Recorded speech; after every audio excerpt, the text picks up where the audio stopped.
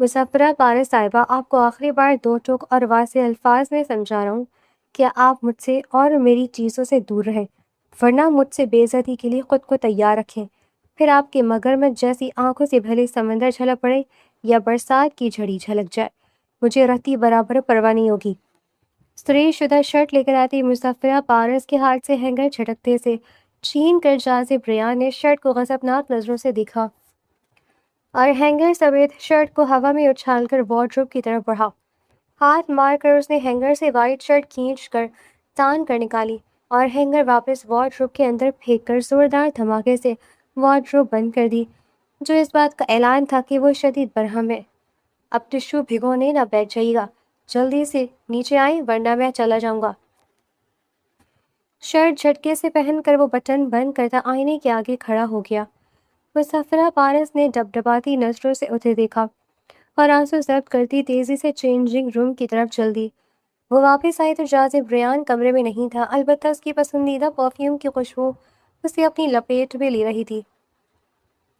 مسفرہ پارس جو لب کاٹتی خود پر ضبط بٹھائے ہوئی تھی، لبوں سے تیز سسکی سے نکلی اور آئینے کے سامنے کھڑی وہ رو پڑی۔ تھوڑی دیر وہ آنسو بہاتی رہی، پھر اس کی کٹھور کا خیال آیا اور ٹائم پیس پر نظر پڑی تو اس نے آنسو پوچھے۔ تیزی سے بالوں میں برش کیا، لیئر کٹ بالوں کو کیچر میں جکڑ کر اس نے اپنے چہرے پر نظر ڈالی۔ گلابی آنکھیں شدید گڑیا سی گلابی ہو رہی تھی، انہیں چھپانے کو اس نے کاجل کی ہلکی سی لکیر کھینچی۔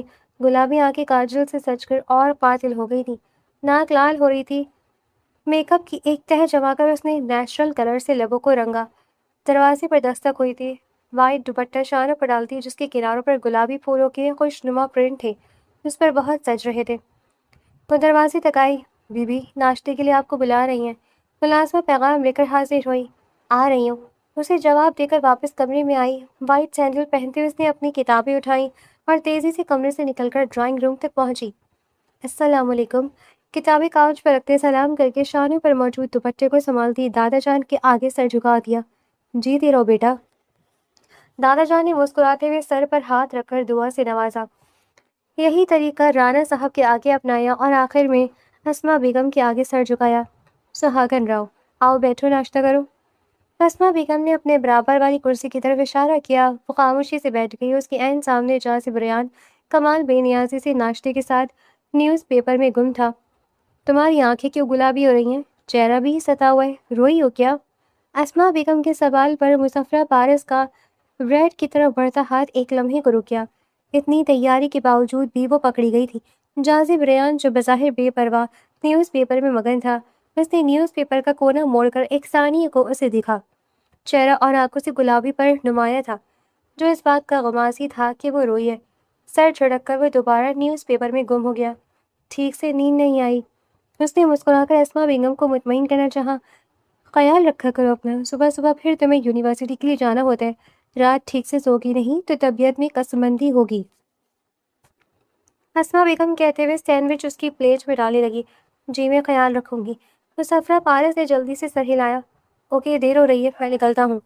نیوز پیپر سائڈ پر رکھتے اس نے جوس کا گلاس خالی کرتے جیسے اعلان کیا۔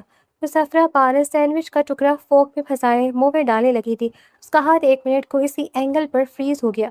اتنی بھی کیا دیر ہو گئی، تھوڑا صبر کر لو مسفرہ، ناشتہ تو کر لے۔ اسما بیگم کے بولنے پر جازب ریان کے دیکھنے پر وہ ٹکرا بھی اس کے حلق پہ پھنستا محسوس ہوا۔ تبھی اس نے پانی کی تلاش میں نظر دوڑائی۔ یہ جوس پی لو۔ اسما بیگم اس کی متلاشی نظروں کو بھاپ گئی تھی، تبھی انہوں نے گلاس میں جوس کو انڈیل کر اس کی طرف بڑھایا۔ سینڈوچ تو کھا لو۔ اسے خالی جوس پیتے دیکھ کر اسما بیگم نے ٹوکنے لگا۔ جازب ریان چند سیکنڈ میں کئی بار اپنی رسٹ واچ کو نظروں کے سامنے کر چکا تھا۔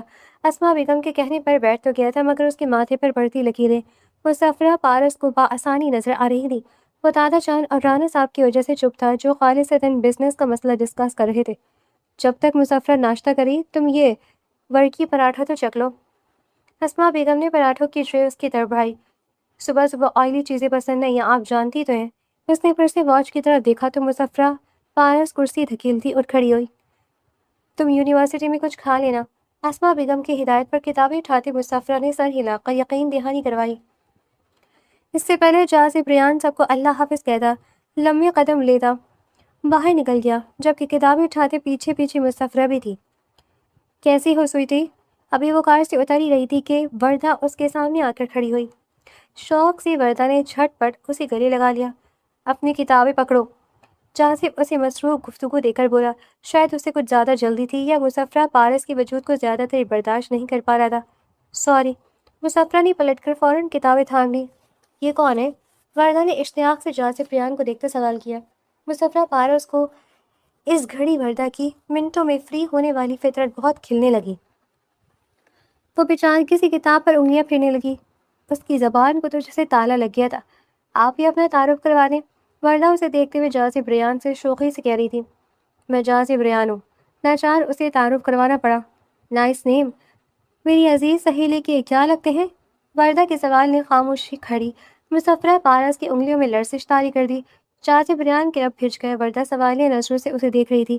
بیوی لگتی ہے میری، جازب ریان نے جیسے بادل نقاص سے کہا اور کار سٹارٹ کر دی۔ کیا؟ وردہ جیسے چلائی، مگر جازب ریان کے اندر اتنا شور مچ گیا تھا کہ وہ کار نکال کر لے گیا۔ وردہ حیران پریشان کھڑی رہ گئی۔ مسافرہ پارس نے اندر کی جانب قدم بڑھا دیے تھے۔ بیوی لگتی ہے میری؟ کیسا کھینچ کر تھپڑ مارا تھا اس نے؟ یہ کیسا مذاق کیا ہے محترم جازب ریان نے؟ وردہ حیرت سے نکلی تو 2-4 قدموں میں اسے جا لیا۔ سچ ہے، مسافرہ پارس نے بھیکی مسکراہٹ سے کہا۔ وہ اس کی بات کو جھٹلا نہیں سکتی تھی، بے شک وہ جھوٹ ہی کیوں نہ بولتا۔ ابھی تو وہ سچ بول کر گیا تھا۔ ایسا سچ اسے اندر ہی اندر نوچ رہا تھا۔ کب ہوئی شادی؟ تم نے مجھے بتایا نہیں؟ وردہ کو جیسے صدمہ پہنچا۔ مسافرہ پارس اس گھڑی خود کو سخت بے بس محسوس کر رہی تھی۔ جازب ریان، تم سچ میں بہت اچھے ہو۔ آئی لائک یو سو مچ۔ میں جب کبھی اپنی لائف پارٹنر کے بارے میں سوچتی ہوں تو میری خواہش ہوتی ہے کہ وہ بالکل تم جیسا ہو۔ ہنزا جازب کے عالم میں اسے دیکھتے ہوئے کہہ رہی تھی۔ وہ ہولے سے مسکرا دیا۔ میری طرح ہو، یعنی وہ میں نہیں ہو سکتا؟ اس نے شرارت سے پوچھا۔ ہنزا نزاکت سے ہنستی تھی۔ اس کے خوبصورت چہرے پر کئی رنگ بکھرے تھے۔ وہ خوبصورت تھی، اس کی خوبصورتی کا اسے بخوبی احساس بھی تھا۔ اوپر سے اس نے دل مو لینے میں PhD کر رکھی تھی۔ خاندان کے کئی لڑکے اس کے طلبگار تھے، ان میں سے ایک جازب ریان بھی تھا جو اسے بھی بہت پسند تھا۔ تبھی وہ اکثر کھلے ڈھلے انداز میں اظہار کر جاتی تھی۔ جازب ریان صرف اس کا کزن نہیں بلکہ جازب وہ واحد کزن تھا جس کے ساتھ اس کی سب سے زیادہ دوستی تھی۔ لیکن جازب ریان ان دوستی سے آگے سوچنے لگا تھا۔ جب اسما بیگم نے شادی کے لیے جازب ریان سے پوچھا تو اس نے جھٹ ہنزا کا نام لے لیا۔ ہنزا؟ اسما بیگم ایک لمحے کے لیے چپ سی ہو گئی۔ انہیں پتا تھا اس کا رجحان شروع سے اس کی طرف ہے۔ ہنزا، مگر میرا ارادہ تو…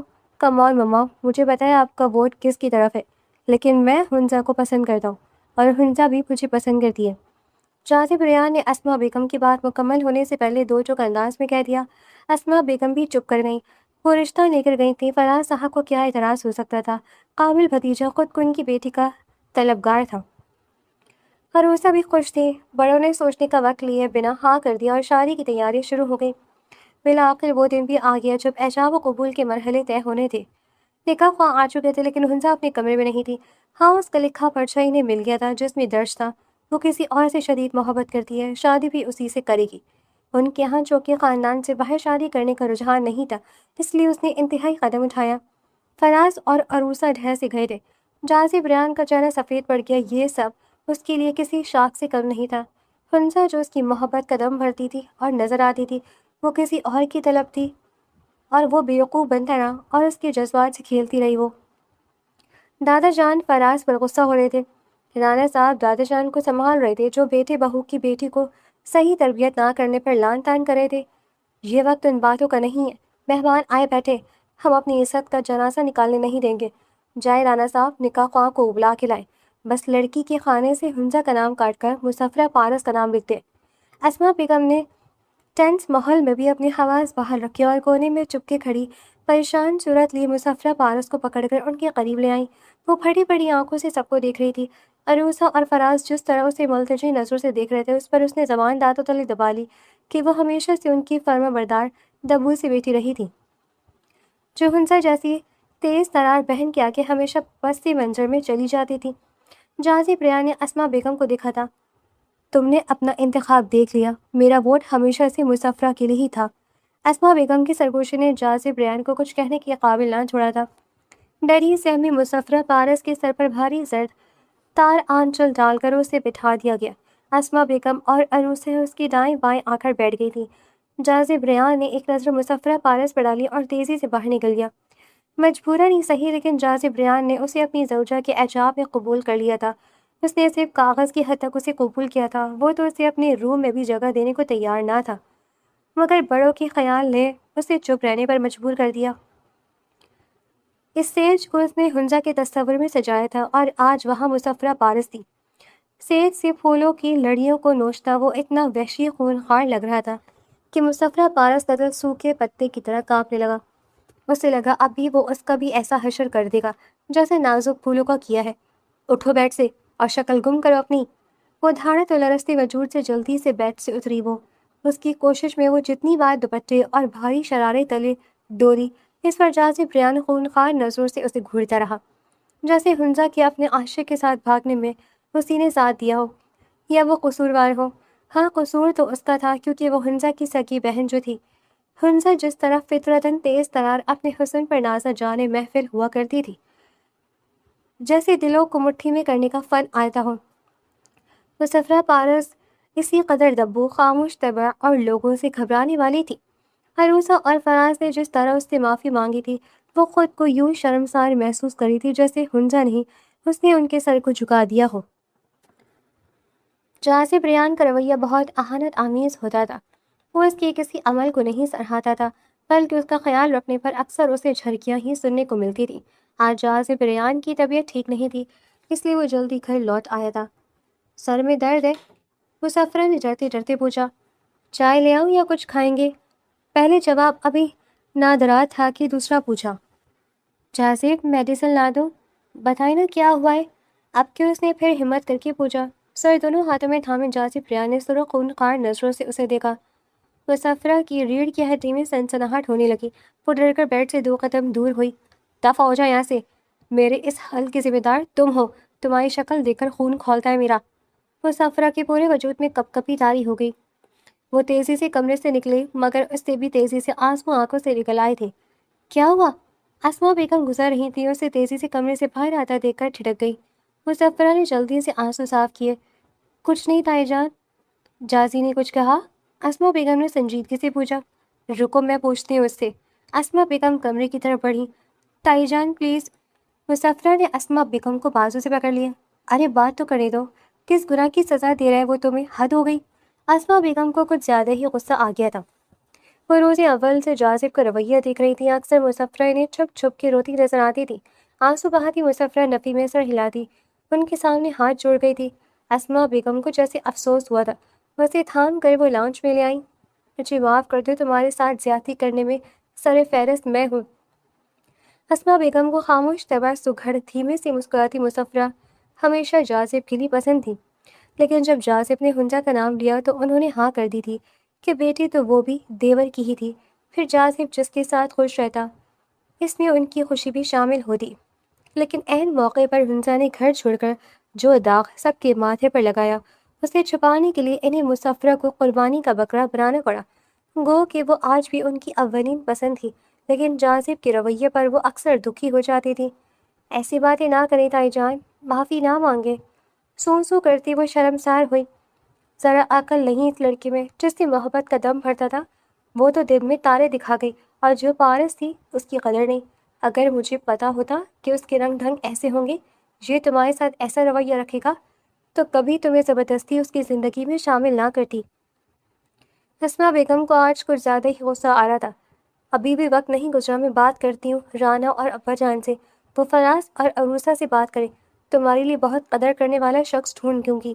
میں کہتی ہوں جازب سے طلاق دے تمہیں، تاکہ تمہارے سر سے بوجھ تو اترے۔ میں تمہیں یوں گھٹ گھٹ کر روتے نہیں دیکھ سکتی۔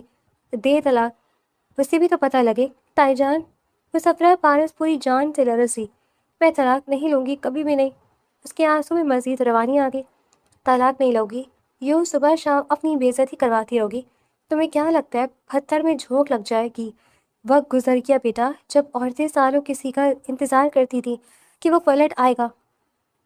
میں تمہیں لا حاصل انتظار کے کرب نہیں دھکیل سکتی۔ ابھی تمہاری عمر ہی کیا ہے؟ اس سال ماسٹر کر لو گی، اچھے سے اچھا رشتہ مل جائے گا۔ اسما بیگم نے سمجھانا چاہا۔ اس گھڑی وہ جازب کی کم اس کی ماں زیادہ لگ رہی تھی۔ وہ بیٹی کے لیے متفکر تھیں۔ مجھے طلاق نہیں لینی۔ مسافرہ کا لہجہ اٹل تھا۔ تو کیا اس ساری زندگی اس پتھر سے سر پھوڑتی رہوگی اور بے عزتی کرواتی رہوگی؟ اسما بیگم کو افسوس ہو رہا تھا۔ نہ کرے کبھی محبت، میں تو ان سے محبت کرتی ہوں نا۔ گزر جائے گی زندگی ان کی ڈانٹ کھاتے ہوئے۔ وہ آنسو سمیٹتے عزم سے بولی، پر پھر لب دانتوں تلے دبا لیے جیسے کوئی انہونی بات کہہ دی ہو۔ تم جاذب سے محبت کرتی ہو؟ اسما بیگم کو بھی حیرت بھری خوشی ہوئی۔ مسافرہ ایک دم سے شرمندہ ہو گئی۔ بولو؟ اسما بیگم نے اس کے کندھے پر دباؤ ڈالا۔ جی تائی جان، مجھے بچپن سے جاذب اچھے لگتے تھے۔ اس کی زبان لڑکھڑائی۔ ایک جاذب کا رجحان ہمیشہ سے ہنزا آپی کی طرف رہا، تو میں نے خود کو سمجھا دیا سب کچھ ہماری مرضی کے مطابق نہیں ہوتا، لیکن اللہ نے تمہیں اس کا نصیب بنا دیا۔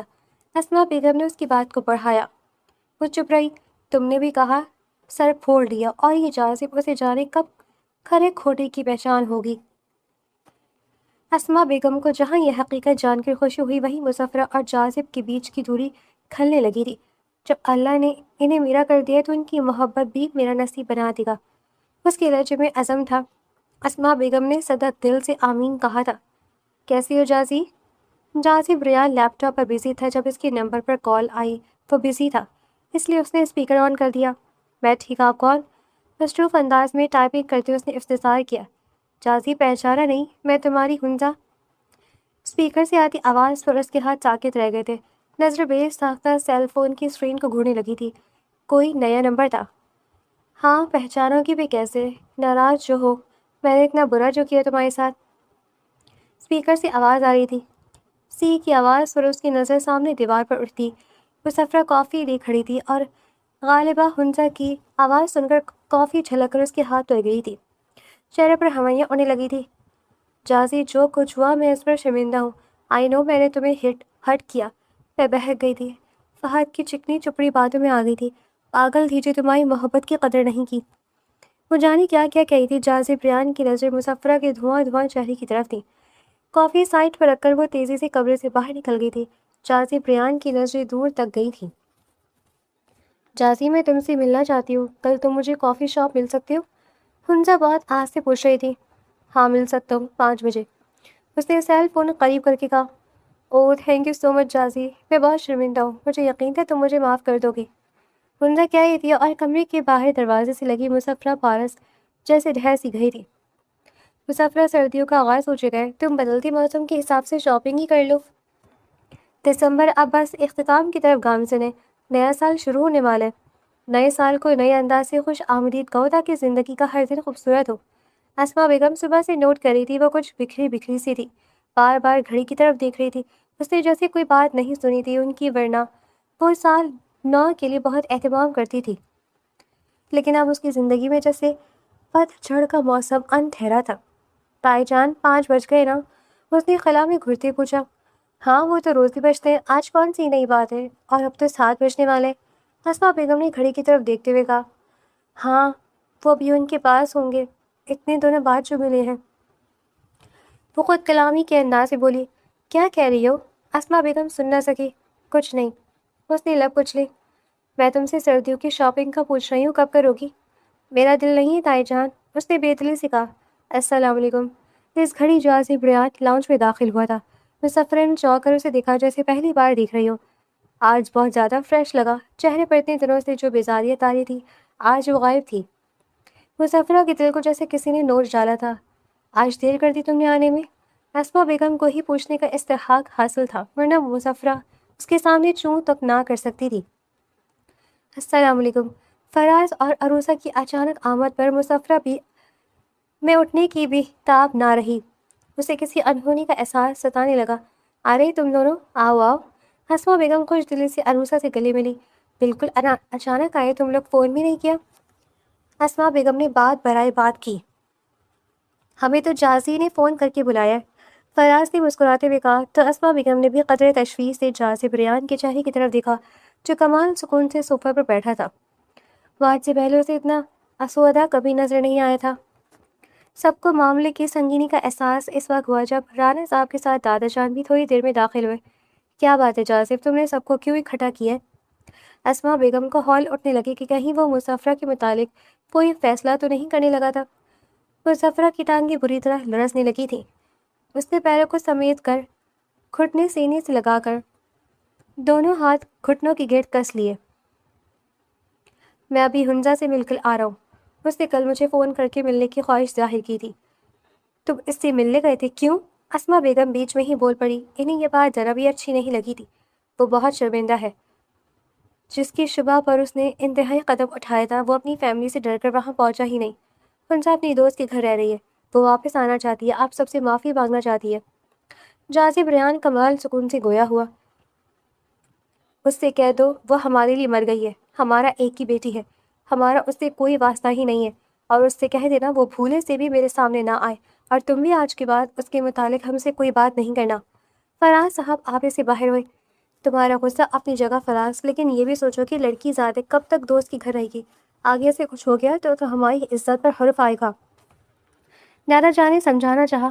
میری عزت پر حرف آ چکا ہے بابا جان، اب اور کیا باقی رہ گیا؟ جازب ایسا کرو کہ کسی ہاسٹل میں اسے رہائش دلوا دو اور کہو کہ خود اپنی زندگی گزارے، ہمارے گھر اور کسی چیز پہ اس کا کوئی حق نہیں ہے۔ چلو عروسا۔ فراز صاحب دو ٹوک بات کر کے اور کھڑے ہوئے۔ ماحول کے یک بستگی بڑھ گئی تھی۔ فراز ساکت بیٹھی مسافرہ کے سر پر ہاتھ پھیرتے چلے گئے تو آنسو ضبط کرتی عروسا بھی ہم قدم ہو گئی کہ جیسی بھی تھی ہنزا تھی تو ان کی ہی بیٹی جس نے اپنے لیے پتھر کی راہ چن لی تھی۔ مسافرہ کتابیں پھیلائے اسائنمنٹ بنا رہی تھی جب جازب ریان کا بیڈ پر پڑا سیل فون بار بار بجنے لگا۔ پہلے تو وہ اگنور کرتی رہی، جب تیسری بار کال آئی تو اس نے ہاتھ بڑھا کر سیل فون اٹھا لیا۔ ہنزا کالنگ دیکھ کر اس کے ہاتھ لرز گئے تھے۔ اسی دم واش روم کا لاک کھلنے کی آواز آئی۔ اس نے تیزی سے فون کو سابقہ انداز میں رکھا اور جلدی سے اپنی کتاب پر جھک گئی۔ وائٹ بنیان اور ٹراؤزر میں گیلے بالوں کو ٹاول سے رگڑتا واپس آیا تو بجتے فون نے اس کی توجہ اپنی طرف کھینچ لی۔ ہاں میں واش روم میں تھا۔ غالباً کال دیر سے پک کرنے پر ناراضگی کا اظہار کیا گیا تھا، تبھی وہ صفائی دے رہا تھا۔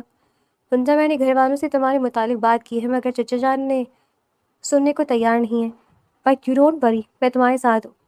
مظفر کی آنکھوں میں پانی کی چادر تن گئی۔ سامنے موجود شخص کے حروف دھندلا گئے۔ میں تھوڑی دیر میں ملتا ہوں تم سے، تمہاری طرف ہی آ رہا ہوں۔ بات کرتے ہوئے جازب ریان چینجنگ روم میں چلا گیا اور اس کی آواز آنا پھر بند ہو گئی۔ آنسو ٹپ ٹپ کتاب پر گر کر اسے بھگونے لگے تھے۔ جب سے وہ منظر پر آئی ہے تم کچھ زیادہ فون پر چپ کے نہیں رہنے لگے؟ اسما بیگم بطور خاص کمرے میں اسے سمجھانے آئی تھی۔ کھانے کی میز پر بھی وہ جس طرح فون کان سے لگائے بیٹھا تھا اس پہ ان کا غصہ ہونا بجا تھا۔ وہ اکیلی ماما، جازب نے فون سائڈ پر رکھتے جیسے یاد دلایا۔ مسافرہ وارڈ سے کپڑے نکالنے میں مصروف تھی۔ اس کی تنہائی کا بچھو تمہیں کاٹ رہا ہے، جو خاندان بھر میں ہماری عزتوں کا جنازہ نکال کر بھی تمہیں کال کریے اور تم گھنٹوں اس کے ساتھ فون پہ مصروف ہو۔ اس بونگی لڑکی کا احساس نہیں ہو رہا جو منہ سے چپکی بیٹھی ہے؟ اسما بیگم نے جھٹکے سے مسافرہ کی بازو سے کھینچ کر اس کے سامنے کیا۔ اگر عین نکاح پر منع کر دیتی تو میں دیکھتی تم کیا منہ دکھاتے اپنے سرکل کے لوگوں کو۔ اسما بیگم اشتعال میں تھی۔ مسافرہ لب کاٹتی سر جھکائے کھڑی تھی۔ ایک لمحے کو جازب ریان بھی چپ رہ گیا۔ اگر یہی کچھ کرنا ہے تو طلاق دے کر فارغ کرو اسے اور جا کر نکاح کر لو اس سے جس سے گھنٹوں فون پر باتیں کرتے ہو۔ اسما بیگم غصے کا اظہار کر کے چلی گئی تھی۔ جازب ریان کی نظر ساکت کھڑی مسافرہ پارس پر تھی جس نے اپنے آنسو چھپانے کے لیے واش روم کا رخ کیا تھا۔ دسمبر کا آخری دن اختتام کی طرف گامزن تھا۔ اتنا بیزار دسمبر کبھی نہیں گزرا تھا۔ میرے ستمبر کا حال کیا پوچھتے ہو؟ لہجہ جون کا جذبات دسمبر کے۔ نیا سال چند لمحوں کی دوری پر تھا مگر کوئی خوشی کوئی احساس اس کے اندر نہیں جاگ رہا تھا، ورنہ نئے سال پر وہ کتنے چاؤں سے ساری فرینڈز کو وش کارڈ اور پھول بھیجتی تھی۔ جازب ریان سے جڑنے کے بعد سے تو جیسے وہ مسکرانا بھی بھول گئی تھی، سوکھے پھول کی طرح کملا گئی تھی۔ یہ کیا کر رہی ہو؟ جازب ریان کمرے میں آئے تو وہ بیگ میں اپنا ضروری سامان رکھ رہی تھی۔ اس کے اچانک بولنے پر وہ یکدم سے ڈر گئی۔ کہیں جا رہی ہو؟ ٹائی کی نوٹ ڈھیلی کرتے بیڈ پر بیٹھ گیا۔ سوٹ کیس بیڈ پر رکھ کے مسافرہ اپنی چیزیں پیک کر رہی تھی۔ جی میں کل گھر چلی جاؤں گی۔ نیا سال بس چند لمحوں کی دوری پر تھا اور وہ اس کی زندگی سے جانے کی روادات سنا رہی تھی۔ کتنے دنوں کے لیے؟ وہ مکمل طور پر اس کی جانب متوجہ تھا۔ ہمیشہ کے لیے۔ ہینگر سے سوٹ نکال کر بیگ میں رکھتے ہوئے اس نے پہلی بار جازب ریان کی آنکھوں میں آنکھیں ڈالتے ہوئے جواب دیا۔ کافی دنوں سے اس کا موڈ کافی خوشگوار رہنے لگا تھا۔ اسے مسافرہ پر چلانے کا بھی وقت نہیں مل رہا تھا۔ اب بھی وہ بڑے آرام سے اس سے سوال جواب کر رہا تھا۔ ہمیشہ کے لیے؟ جازب ریان نے دہرایا۔ جی وہ بامشکل کہہ کر رخ پھیر گئی۔ یعنی تم اس گھر کو چھوڑ کر جانے کی بات کر رہی ہو؟ وہ جیسے اپنا وہم دور کرنا چاہ رہا تھا۔ جی میں جاؤں گی تو ہی آپ انزا آپی سے شادی کر سکیں گے، وہ بدوق بولی۔ ہاں تو یہ کافی عقل مند ہو تم۔ اگر جانا ہے تو کل کیوں، ابھی کیوں نہیں؟ پرانے تعلق کو پرانے سال میں ہی الوداع کر دیں تو زیادہ اچھا ہے نا؟ نیا سال نئے ہم سفر کے ساتھ زیادہ سحرنگیز ہوگا۔ چلو میں تمہیں ابھی چچا جان کے گھر چھوڑ دوں گا۔ وہ اٹھ کھڑا ہوا۔ مسافرہ کو اس سے ذرا بھی خوش فہمی نہیں رہی تھی، لیکن وہ یوں خوشی کا اظہار کرے گا یہ بھی گمان نہیں تھا۔ تبھی دل چھناکے سے ٹوٹا تھا۔ آؤ چلو شاباش، میں تمہیں ابھی اسی وقت چھوڑاؤں۔ چاچی پریان اس کا بازو کھینچتا اسے باہر لے جانے لگا۔ مسافرہ اس سلوک پہ جیسے اپنی نظروں میں ہی گر گئی تھی کہ کیا ہو رہا ہے؟ جازب اسے بازو سے کھینچتا باہر لے آیا تو اسما بیگم یہ منظر دیکھ کر بولنے لگی، میں مسافرہ کو چچا جان کی طرف چھوڑے جا رہا ہوں۔ اس نے چلتے چلتے جواب دیا۔ جازی؟ اسما بیگم چلائیں۔ مما آ کے بات کرتا ہوں، ابھی جلدی میں ہوں۔ جازب اسے کھینچتا ہوا باہر نکل گیا۔ اس نے ڈبڈبائی آنکھوں سے اسما بیگم کو دیکھا۔ وہ سر پر ہاتھ رکھ کے حیران و پریشان کھڑی رہ گئی تھی۔ اسے فرنٹ سیٹ کی طرف دھکیل کر اس نے گاڑی سٹارٹ کی اور سارا راستہ روتی رہی۔ جازب اتنا کٹھور ہے وہ کبھی سوچ بھی نہیں سکتی تھی۔ افسوس سے وہ آنسو بہا رہی تھی۔ گاڑی کسی عمارت کے آگے رکی تھی۔ اب دکھ سے اس کا دل بند ہونے لگا تھا، مگر وہ آنسو بہانے میں اتنی مگن تھی کہ اسے احساس نہیں ہوا کب جازب نے اسے گاڑی سے باہر کھینچا اور کب ہنزا آ کر اس کے مقابل کھڑی ہو گئی۔ ہنزا اسے بڑی عجیب نظر سے دیکھ رہی تھی، یوں جیسے سامنے اس کی سکی بہن نہیں، رقیب ہو جس سے اس نے ملنا بھی گوارا نہیں کیا۔ شناسائی کی کوئی رمق اس کے انداز میں نہ تھی۔ محبت تو کبھی اسے بہن سے شاید تھی بھی نہیں، ہمیشہ جھڑک کی بے بات کرتی تھی، اپنے حسن پر وٹلا کر مسافرہ کو اس کے دبو پن پھر ٹیز کرتی تھی، مضحکہ اڑاتی تھی۔ اب وہ اسی نظروں سے دیکھ رہی تھی جیسے جازب کے ساتھ کھڑی وہ اسے سخت زہر لگ رہی ہو۔ اسے میرے سامنے لانے کا مقصد؟ ہنزا نے جازب سے سوال کیا۔ اس کے اجنبی لب و لہجے پر مسافرہ کو ذرا برابر حیرت نہیں ہوئی تھی۔ وہ شروع سے بے حس اور خود پسند تھی، اسے صرف اپنی خوشیاں نظر آتی تھیں، خواہ وہ کسی کے مزار پر ہی کیوں نہ تعمیر ہو۔ آج تم نے مجھ سے کہا کہ میں مسافرہ کو طلاق دے دوں اور تم سے شادی کر لوں۔ ہاں، کیونکہ میں جانتی ہوں تمہیں محسوس کروں گی، دبو سی اور کم صورت مسافرہ نہیں۔ ہنزا نے نخوت سے کہا، میری تم سے فرینڈشپ رہی اور اسے میں محبت سمجھ بیٹھا، لیکن جب تم نے مجھے دھتکار کر قدم گھر سے باہر نکالا تو اسی دن تم میرے دل سے پسندید کا گراف بھی گرا گئی تھی۔ پھر تم لوٹ آئی، میں نے تمہارا ساتھ دیا، ہاسٹل میں رہنے کا بندوبست کیا، جاب دلوائی، صرف اس لیے کہ خاندان والے اور تمہارے ماں باپ بھی تمہاری صورت دیکھنے کے روادات نہیں، اور وہ بالکل ٹھیک کر رہے تھے، کیونکہ تم جیسی بے حس اور خود غرض انسان سے واسطہ نہ رکھنا ہی بہتر ہے۔ تم تو اتنی خود غرض ہو کہ یہ جانتے ہوئے تمہارے بھاگنے کے بعد اس لڑکی نے اپنی ذات کو داؤ پر لگا کر میری جھرکیاں بدتمیزیاں برداشت کی۔ تمہارے حصے کا غصہ میں نے اس کے وجود پر انڈیلا۔ بے شک یہ تمہاری طرح طرح دار نہیں، بہت حسین نہیں، لیکن تم سے کہیں زیادہ دلکش ہے، جو مردوں کو رجھانے کی کوشش نہیں کرتی، جسے لورز کی لمبی لسٹ بنانے کا شوق نہیں، اور یہ تو اتنا خوبصورت اور معصوم دل رکھتی ہے کہ آج خود گھر چھوڑ کر جانے کی بات کر رہی ہے، مجھ سے علیحدگی چاہ رہی ہے، صرف اس لیے کہ میں تم سے شادی کر لوں۔ مگر میں اب تم پر تھوکنا بھی پسند نہیں کرتا۔ جو کچھ کیا صرف کزنس اور انسانیت کے ناطے کیا۔ دنیا میں دو طرح کے لوگ ہوتے ہیں، ایک وہ جو نصیب پر شاکر رہتے ہیں، اور جو چاہا مل گیا، ٹھیک نہ ملا تو واویلا نہیں کرتے۔ جیسے مسافرہ نے مجھے چاہا، میری طلب کی، مگر میری نظر میں خود کو گرایا نہیں، اور دوسرے لوگ تمہاری طرح کے ہوتے جو خوب سے خوب ترقی تلاش میں رہتے اور آخر میں نامراد اور ناکامی ٹھہرتے ہیں۔ خالی دل یہ پسندیدگی تو تمہاری اصل صورت دیکھ کر ہی ختم ہو گئی تھی۔ اور پیار؟ جازب ہنسا۔ سوری میم، میں آپ سے پیار نہیں کرتا۔ آج کے بعد میری طرف سے کوئی آس نہ پالے گا۔ چلو مسافرہ۔ وہ اسے جس طرح بازو سے پکڑ کر لے کر آیا تھا اسی طرح سے بازو سے پکڑ کر واپس پلٹ گیا۔ ہنزا اپنی جگہ پر کھڑی کی کھڑی رہ گئی۔ مسافرہ کے کان سائیں سائیں کرے تھے، جو کچھ اس نے سنا اس پر یقین نہیں آ رہا تھا۔ اس نے کار سٹارٹ کر کے روڈ پر ڈالی ہی تھی کہ اس کا سیل فون بجنے لگا۔ لو جی، آ گیا مما کا فون، اس نے مسکراتے ہوئے کہہ کر کال ریسیو کی اور اسپیکر آن کر دیا۔ چازی، مسافرہ کہاں ہے؟ کیا گھٹیا حرکت کی ہے تم نے؟ اسما بیگم چلا رہی تھی۔ کیا میں اپنی بیوی کو آؤٹنگ پہ بھی نہیں لے کر جا سکتا؟ اس میں کیا گھٹیا پن ہے مما؟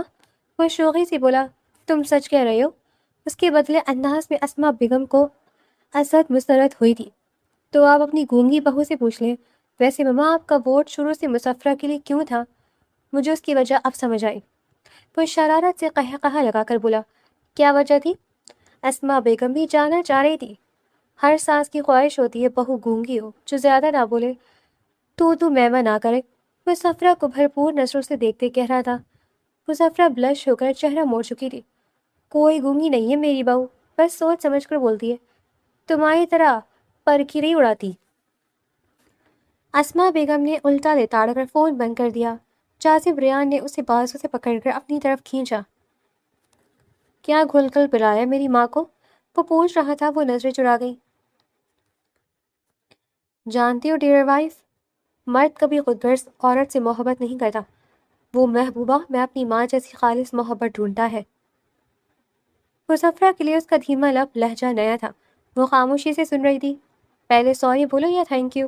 وہ اسی بازو کے گھیرے میں لیے ڈرائیو کر رہا تھا۔ مسفرہ اس کی قربت میں سمٹے جا رہی تھی۔ بولو نا، اس نے پھر سے اصرار کیا۔ کچھ نہ بولے، وہ آہستہ سے منمنائی، لیکن میں بولوں گا سوری ان تمام زیادتیوں کے لیے جو میں نے کی، اور تھینک یو میری زندگی میں آنے کے لیے، مجھ سے محبت کرنے کے لیے۔ مسفرہ نے چونک کر اس کے کندھے سے سر اٹھایا۔ جب تم ماما کے سامنے رو رو کر مجھ سے محبت کا اعتراف کر رہی تھی، تب میں نے تمہاری ساری باتیں سن لی تھی۔ مجھے گلٹ ہوا تھا کہ میں تمہارے ساتھ زیادتی کر جاتا ہوں، اس لیے تمہیں دیکھنے باہر آیا تھا۔ ماما تمہیں طلاق لے کر نئی زندگی شروع کرنے کا کہی تھی، اور تم انکار ہو کر محبت کا اعتراف کر رہی تھی۔ اسی وقت تم دل میں اتر گئی تھی۔ مجھے بھی اس گھڑی عورت کی پہچان ہو گئی کہ عورت بھلے بے حد حسین ہو، طرحدار نہ ہو، مگر اس میں معصومیت، اور وہ تم میں ہے۔ تم میری نظر میں بہت حسین ہو، جو خاموش محبت کرتی رہے۔ میں تمہارا بھی ہو گیا، مگر تم نے کوئی اوچھا پھر نہیں دکھایا، کبھی مجھے رجھانے کی کوشش نہیں کی۔ یعنی تم نے اپنے عصمت کا ایک دائرہ بنا رکھا ہے، اور اسی دائرے نے مجھے اپنے گھیرے میں لے لیا۔ تمہیں میں تو نہیں تو اور صحیح، اور نہیں تو اور صحیح، ہنزہ جیسی فطرت نہیں ہے کہ ہر مرد کو اس میں رکھ دیا تاکہ اس کا ایک آپشن کام نہ آئے تو دوسرا یوز کر لے، مگر تم ایک مرد پر مٹنے والی ہو۔ تم الگ ہو، بہت الگ۔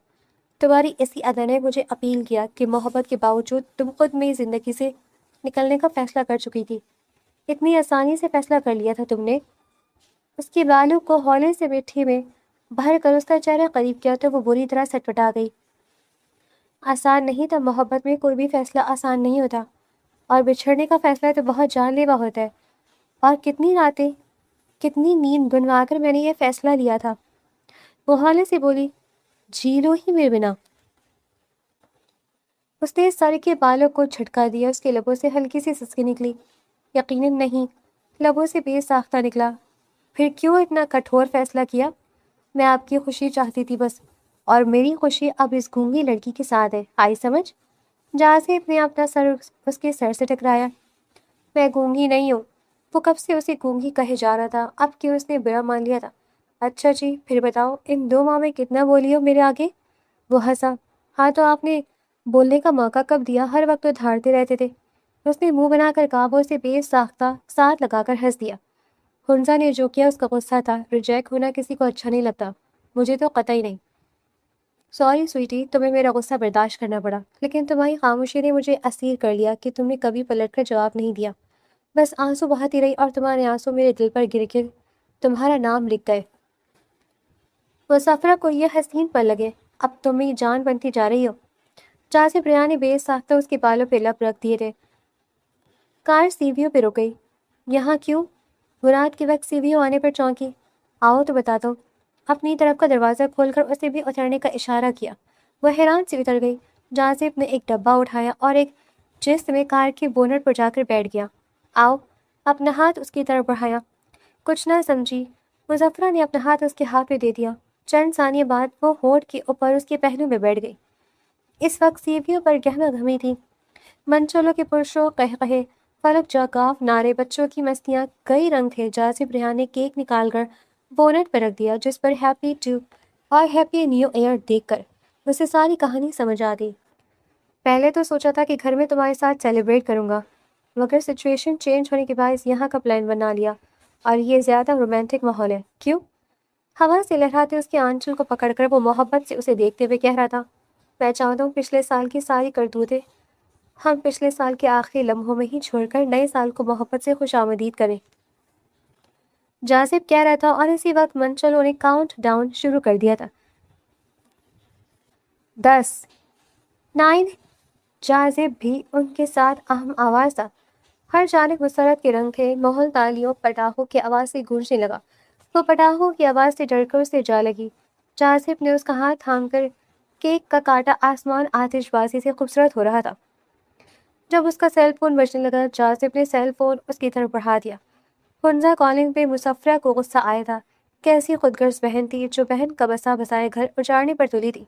جیسے رشتہ کا پاس نہ تھا، نہ شرم تھی، صرف اپنی آسودگی چاہیے تھی۔ یہ لو، اور سختی سے ڈانٹ کر کہو کہ آئندہ میرے شوہر کو کال نہ کرنا۔ جاذب ریاں نے اسے فون تھمایا، تب تک کال بند ہو چکی تھی۔ مسفرہ سیل فون پر بزی ہو گئی۔ بات ہوئی؟ اس کی نظر ونڈو اسکرین پر تھی۔ کال دوبارہ نہیں آئی۔ اوکے، آئے تو کر لینا بات۔ جاذب ریاں نے سچے ہم سفر کی طرح اپنا آج اور کل سے اسے سونپ دیا۔ اب نہیں آئے گی کال۔ مسفرہ نے سیل فون گود میں رکھ دیا تھا۔ کیوں؟ اسے حیرت ہوئی۔ میں نے نمبر بلاک کر دیا۔ جس انسان کی ہماری زندگی میں ضرورت نہیں، انہیں بلاک کرنا ہی بہتر ہے۔ مسفرہ نے سیل فون اس کی طرف بڑھایا۔ واہ جی، کمال بیوی ہو۔ ایک جھٹکے میں خوبصورتی سے میاں بیوی کا پیچھا چھڑوا دیا اس جلاد سے۔ اس نے بے ساختہ سراہا، اور جو اس نے پھر کسی نمبر سے رابطہ کیا، اس نے جلانا چاہا، تب میں ہینڈل کر لوں گی، اس نے آرام سے کہا۔ اور جو پھر بھی نہ مانی، وہ اسے زج کر رہا تھا، تو میں آپ کا نمبر چینج کروا دوں گی۔ اتنی دھوس، اور جو میں نہ کروں پھر مکہ۔ مسفرہ نے اس کے شولڈر پر مکہ مارا تو وہ ہنس دیا۔